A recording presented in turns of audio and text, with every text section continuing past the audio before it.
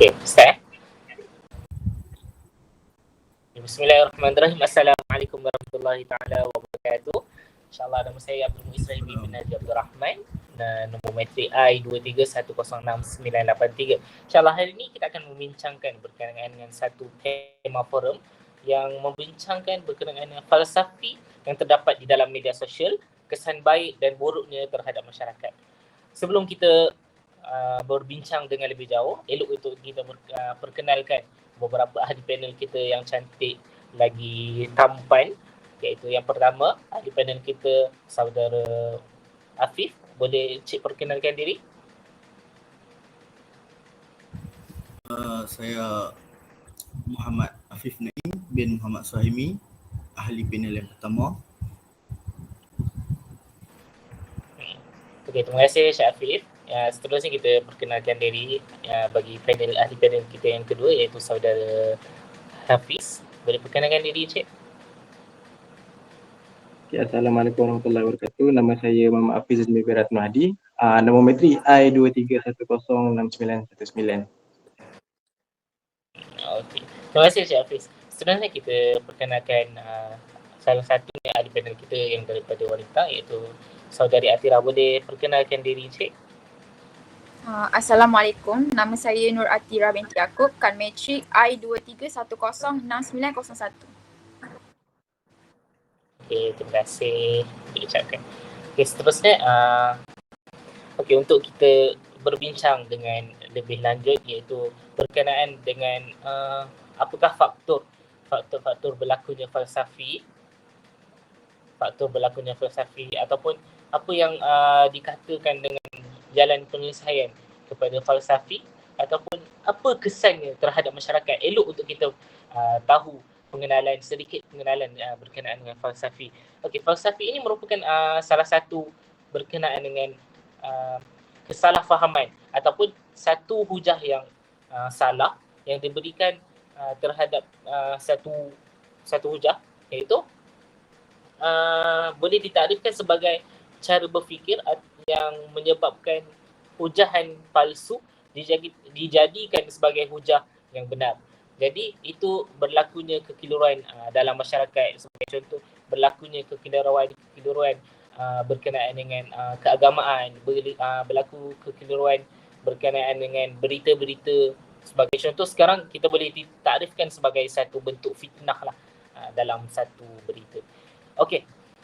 Tanpa melengahkan masa, saya suka untuk saya ajukan soalan pertama saya, iaitu kepada saudara ahli panel kita yang pertama, iaitu saudara Muhammad Afif. Iaitu boleh tak encik ceritakan kepada kita apakah faktor utama berlakunya falsafi ini terhadap masyarakat di dalam media sosial ataupun terhadap masyarakat sekitar kita. Dipersilakan. Terima kasih Tuan Moderator. Sekali lagi saya memperkenalkan diri saya. Nama saya Muhammad Afif Naim. Nombor matrik I23106981. Berdasarkan soalan daripada Tuan Moderator, apakah faktor ataupun faktor falasi ini dalam media sosial kepada masyarakat adalah disebabkan tidak ada kesefahaman. Salah satu contohnya ada baru-baru ini di media sosial hangat diperceritakan berkaitan kes Perdana Menteri kita PMX mengatakan bahawa 10 pemuda Ashabul Kahfi yang mengatakan mereka adalah orang Kristian. Kemudian ditegur pula oleh pendakwah yang terkenal, iaitu Ustaz Azhar Idrus, yang mengatakan itu adalah salah. So di media sosial ada dua pihak. Pihak pertama yang menyokong PMX dan pihak kedua yang menyokong Ustaz Azhar Idrus. Bagi pendapat saya, sama seperti yang Tuan Moderator katakan sebelum ini, perkara yang salah dikatakan benar, perkara yang benar pula dikatakan salah.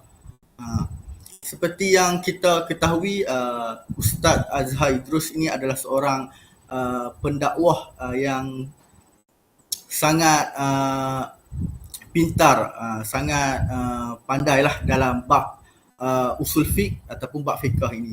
So mengapa kita perlu membantah kataan beliau? Beliau ini lebih mengetahui bab fiqh daripada PMX kita. Tetapi mereka tidak mahu menerima pendapat Ustaz Azhar Idrus ini hanya disebabkan perbezaan pahaman politik. So pesanan daripada Saidina Ali radhiyallahu anhu berkata, lihatlah apa yang dikatakan, bukan siapa yang mengatakan.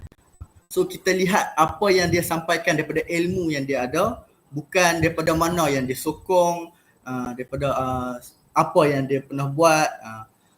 So itu saja daripada saya. So saya kembali kepada Tuan Moderator. Okay, terima kasih diucapkan kepada Saudara Afif berkenaan dengan faktor utama berlakunya falsafi dalam kehidupan kita masyarakat. Okey, seterusnya suka untuk saya ajukan terus soalan yang kedua, iaitu kepada Saudara Hafiz berkenaan dengan apakah kesan positif ataupun negatif, kesan positif dan negatif terhadap masyarakat berkenaan dengan falsafi yang sering berlaku dalam kehidupan masyarakat kita, terutama yang berlaku di media sosial. So dipersilakan.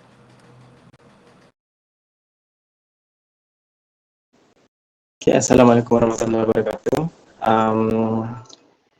Terima kasih untuk moderator untuk soalan yang diajukan. Okey, kat sini saya akan terangkan berkaitan dengan kesan positif dan negatif lah berkaitan dengan social media ni sendiri. Okey, social media ni adalah perkara yang kita sering dengar lah benda yang berlaku, salah faham berkaitan dengan social media, macam mana maklumat yang tersebar di social media. Benda ni dalam masyarakat kita boleh menjadi satu, sama ada perkara yang positif ataupun perkara yang negatif. Okey, kat sini kita boleh lihatlah daripada side positifnya sendiri, kita dapat gunakan social media ni untuk berkongsi maklumat, kita dapat menggunakannya untuk berkongsi motivasi, bagi motivasi pada sama-sama masyarakat. Kita dapat bagi kesan positif lah kepada masyarakat itu sendiri. And social media ni pun boleh jadi juga satu benda yang negatif apabila ianya digunakan dengan cara yang salah. Dengan cara yang salah tu maksud saya dengan berkongsi maklumat yang belum tentu lagi betul. Hanya sekadar berkongsi disebabkan perkara tu tengah panas. Ataupun contohlah macam benda tu tak pasti lagi benda betul. Tapi sebabkan benda tu tengah viral, benda tu tengah hot, and yang kita panggil lah sebagai apa namanya, yang dekat Malaysia ni kita panggil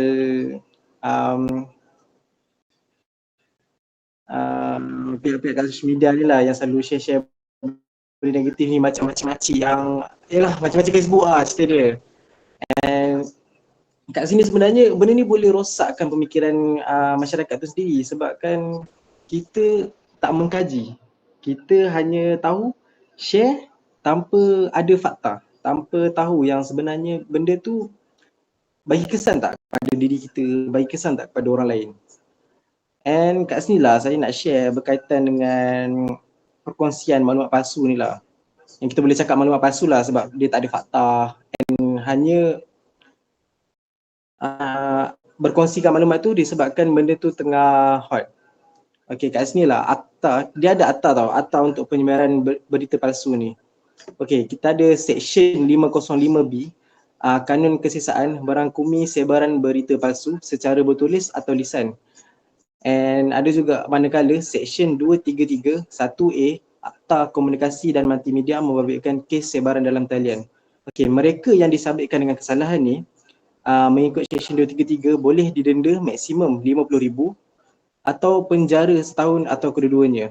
Manakala kanun kesiasaan memperuntukkan hukuman maksimum penjara 2 tahun atau denda atau kedua-duanya. Kat sini kita boleh tengoklah berkaitan dengan Syekh Muhammad Pasmu ni, dia bagi kesan yang sangat buruk sampai tahap undang-undang tu sendiri meletakkan satu kanun kesiasaan yang berat lah. Kiranya kena penjara, kena denda sampai RM50,000. So benda kat situ sebenarnya sangat bagi kesan kepada masyarakat lah. Itulah saja daripada saya. Sekian.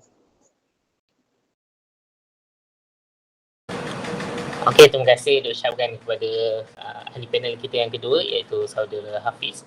Seterusnya saya membuka ruang kepada saudari Nur Atira. Itu di bawah soalan berkenaan dengan bagaimana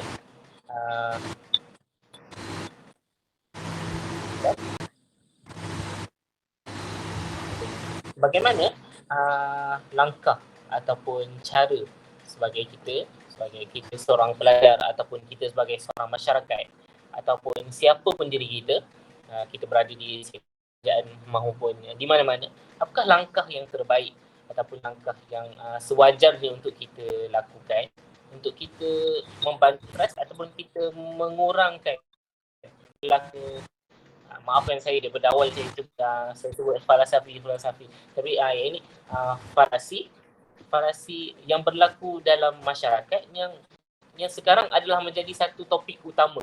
Iaitu kalau ada je satu hujah, pasti ada hujah-hujah yang tak betul yang mengokong hujah tersebut. Jadi apakah langkah sebagai kita, sebagai siapa pun diri kita untuk kita mengurangkan falasi ini berlaku dalam masyarakat? Dipersilakan. Okay, terima kasih kepada moderator. Bagi saya, setiap benda yang berlaku mesti ada langkah-langkah untuk menanganinya. So, pada era globalisasi yang pesat kini kan, gejala sosial dalam kalangan masyarakat sangat membimbangkan hari demi hari. Gejala sosial semakin bertambah pada setiap tahun. Seperti yang kita tahulah, gejala sosial ni merupakan satu perkara yang membelenggu masyarakat pada hari ini sebab kat social media kita boleh upload macam-macam, tak kisah macam berkaitan dengan orang lain pun kita boleh sebar fitnah macam tu sahaja. So ledakan teknologi dan media sosial ni telah menyebabkan corak sosial manusia kini berubah. So apa yang berlaku, golongan muda macam kita ni senang terpengaruh. Even orang tua pun senang nak terpengaruh juga sebabkan ia mampu memudaratkan ataupun sia-sia seperti yang kita dapat dalam hadis ke-12 daripada himpunan hadis Arba'in susunan Imam Nawawi. Rasulullah SAW telah bersabda bahawa di antara keelokan Islam seseorang ialah dia meninggalkan sesuatu yang tidak berkaitan dengannya, iaitu hadis Hasan diriwayatkan oleh Tirmizi dan lainnya lah.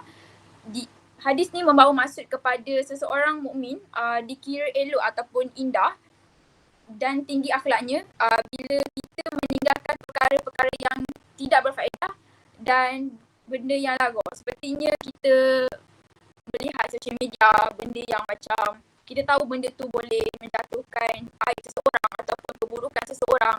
Jadi dengannya ada forum ini, saya akan beritahu kaedah terbaiklah yang saya dapat untuk membendung perkara yang buruk ini berlaku kepada diri dan orang sekeliling. Langkah yang pertama ialah pendidikan. Ini kerana pendidikan memainkan peranan kunci yang penting dalam mengatasi gejala sosial sebabkan ia tempat untuk membentuk masyarakat yang lebih bijak dan berempati. Maksud saya pendidikan, kita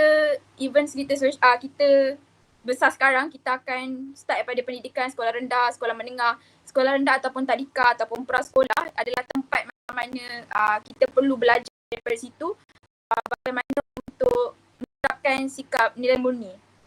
Langkah-langkah dalam hal ini melibatkan pendidikan formal di masyarakat dan adanya kempen kesedaran untuk mencapai transformasi sosial yang positif. Contohnya kita mampu memperbarui aktiviti kurikulum pendidikan dengan modul-modul yang membahaskan isu-isu sosial seperti kemiskinan, ketidaksetaraan dan diskriminasi ke arah, maksudnya social media kita mengarahkan kepada positif lagi daripada negatif. So sisipkan nilai-nilai positif seperti empati, toleransi dan keadilan dalam kurikulum. Seterusnya bimbingan dan juga kaunseling memainkan peranan memainkan peranan penting juga dalam membantu individu untuk mengatasi dan mencegah gejala sosial. Sebab kadang-kadang orang menggunakan social media adalah untuk tempat meluahkan perasaan ataupun maybe tempat untuk kita lepaskan marah dekat seorang ke apa semua, ataupun kita ada masalah depres ataupun masalah mental, kita menggunakan social media tu untuk kita melepaskan something lah kan, macam bad mood ke apa ke kan. So dengan ini kita memfokuskan kepada aspek kesihatan mental dan emosional. Layanan ni tak hanya memberikan kepada solusi praktasi, tetapi dia juga dapat memperdayakan individu untuk memahami lagi dan mengelola konflik serta tekanan sosial. So berikut adalah beberapa elemen penting lah yang saya dapat memperinci peranan bimbing dan kaunseling dalam konteks mengatasi gejala sosial. Ini kerana kebanyakan mereka, macam saya cakap tadi, mereka menggunakan laman sosial untuk meluahkan sesuatu perkara yang mereka hadapi, dan kadang-kadang ada yang macam berkemungkinan mendapat reaksi yang negatif daripada orang lain. So dalam mendapati kehidupan, kita perlu pandai memilih rakan sebaya atau lebih tua. Ini kerana rakan adalah orang yang kita perlukan untuk kehidupan seharian, betul tak? So rakan seperti yang boleh terdiri daripada rakan sekelas ataupun rakan sepermainan dan rakan bersosial yang mampu memberikan impak yang positif kepada diri. So rakan yang baik akan menjadi rakan kongsi untuk mendengar, memberi pendapat dan menyelesaikan masalah yang dihadapi. So walau bagaimanapun dalam hubungan kita berkawan apa semua, hubungan tersebut perlu diketahui oleh ibu bapa masing-masing, seperti berkawan dengan siapa, anak siapa dan lokasi tempat.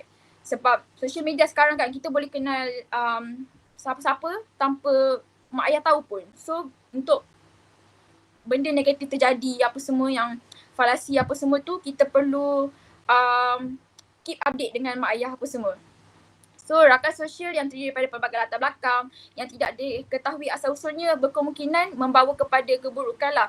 Sebagai contoh, berdasarkan pemerhatian dan perbualan berkenaan gejala rempit apa semua kan, sangat relate lah dengan gejala sosial sekarang apa semua. Jika ada juga dalam kalangan remaja sekarang menganggap perbuatan rakan mereka yang berempit ke apa semua tu benda yang positif. Sebab falasi-falasi yang kita dapat daripada social media apa semua, macam kadang-kadang orang kata rempit ni benda yang macam boleh relaxkan stres apa semua, padahal benda tu sebenarnya negatif. Sebab kan benda yang negatif apa semua kita share kan. So peranan seterusnya, kerajaan juga perlu mainkan peranan, iaitu peranan kerajaan dalam mengkuatkuasakan undang-undang. Kerajaan juga merupakan badan yang mempunyai kuasa membuat ataupun menggubal dan melaksanakan undang-undang. Jadi tindakan penguasaan pula perlu diperturunkan kepada jabatan-jabatan di bawahnya seperti pihak berkuasa tempatan, perlu dilakukan sepanjang masa tanpa mengira tempat. Dalam hal ini cadangan saya ialah supaya ketetapan mewajibkan macam remaja di bawah umur 21 tahun perlu berada dalam rumah. Sebab benda tu macam siapa yang bukan 21 bawah 20 masih dikira sebagai remaja. Ataupun dalam kolej kediaman selepas jam 12 perlu ada dalam kolej apa semua. So di samping itu, pegawai keselamatan juga macam perlu membuat rondaan secara berkala. Hal ini langkah-langkah ini disebabkan kebanyakannya remaja sekarang yang berkumpul tanpa membuat aktiviti yang berfaedah ataupun menjurus ke arah aktiviti yang tidak bermoral. So bagi saya ini adalah langkah-langkah yang boleh dipraktikkan mulai sekarang. Itu sahaja daripada saya. Okay, terima kasih Dr. Syaran kepada saudari Nur Atira berkenaan dengan jalan penyelesaian yang boleh kita lakukan sebagai contoh dalam sektor kerajaan. Okey, suka untuk saya simpulkan ataupun saya kupas sedikit satu persatu, bermula daripada faktor faktor kesan positif dan negatif dan juga dalam penyelesaian. Suka untuk saya petik kepada faktor tadi. Faktor utama yang di-highlightkan oleh saudara Afif adalah berkenaan dengan perbezaan fahaman ataupun perbezaan jati diri tersebut ataupun berat sebelah dalam kita kita menyokong hujah. Sebagai contoh, ada satu si fulan yang kita sangat admire ataupun kita sangat kagumi. Jadi apa pun yang dia kata, apa pun yang dia sebut, kita akan pertahankan walaupun itu adalah satu penyataan yang salah. Jadi disebabkan kekaguman kita itu yang menyebabkan kita tak dapat berfikir secara neutral dan kita tak dapat berhujah dengan satu hujah yang tepat. Okey. Dan yang kedua adalah berkenaan dengan kesan positif dan negatif. Banyak yang diceritakan adalah berkenaan dengan kesan negatifnya adalah kerana sebab daripada perkara tersebut itu adalah perkara yang negatif. Jadi sukar untuk kita katakan yang perkara tersebut akan ada kesan positifnya. Jadi kesan yang negatif itu mungkin saya boleh katakan dia akan merosakkan pemikiran ataupun merosakkan hubungan perpaduan dalam masyarakat disebabkan falasi-falasi yang sering berlaku dalam masyarakat membuatkan masyarakat susah untuk kita bermuafakat ataupun bekerjasama disebabkan salah faham yang sentiasa ada di antara kita.